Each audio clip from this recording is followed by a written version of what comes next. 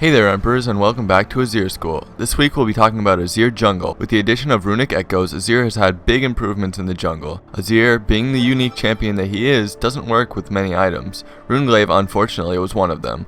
But now that we have a new AP jungle item, Azir can finally finish a camp without having to recall. Let's start off with the Masteries you'll want to get. We'll be going 6-18-6, grabbing Fury and Feast in the Ferocity tree for some extra clear speed and survivability. Along those lines, we'll be taking Savagery and Biscuits and Cunning for the same reasons. Finally, we'll take 6 into Resolve for a little extra tankiness while jungling.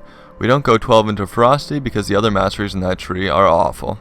Now let's move on to runes. To optimize for our first few clears, we'll be taking attack speed reds and armor yellows. Then to round it off, CDR per level to get us to 40% and flat AP to scale with our abilities. Now for the build. Runic Echoes comes first to help with clear speed and mana sustain. After that we get Stinger. At this point our clear speed spikes and we can really start moving quickly around the map. Next we pick up Rylai's to help with CC and give us some extra HP that we really need in the jungle. Azir's early jungle clearing is rough, so the HP and slow can help kite camps and stay at safe HP levels so you don't die when you get invaded. And you will get invaded.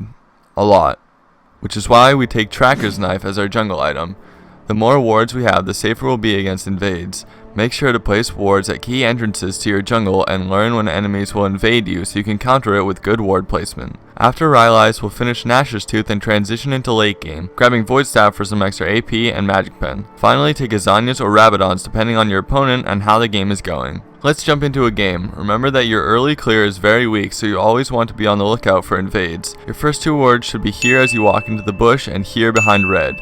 Ask your teammates to ward for level 1 invades. If on blue side, ask your teammates to ward here and here so you can place your wards here behind blue and here as you walk in. This may seem like a lot, but Azir jungle is extremely prone to invades, so you must take every precaution and be prepared to be invaded at all times. On blue side, make sure you ask your team for a smiteless on Krugs as you can't use their passive, so it's more effective to use your smite on red buff. It's also faster and you are at lower risk of an invade. Continue clearing your jungle and only gank if you see a clear and over 90% kill chance. You are very weak early on, so you need to make sure the success rate on the gank is very high or you are at risk of dying or being forced to blow your own summoners. Once you reach 6 and get Runic Echoes, you can start going for some more risky ganks. Finally, let's go over skill order. Since you're in the jungle, you want to level up your W first to rank 3. This way you'll get extra attack speed for clears, but you can swap to leveling Q to 5 to help put out more damage during ganks. This build scales just like a regular Azir build, so once you get to late game, you'll be powerful enough to play like any other game. Let me know if you like this build down below. I thank you all for watching and good luck jungling Azir in your ranked placements this season. See you next time, Emperors.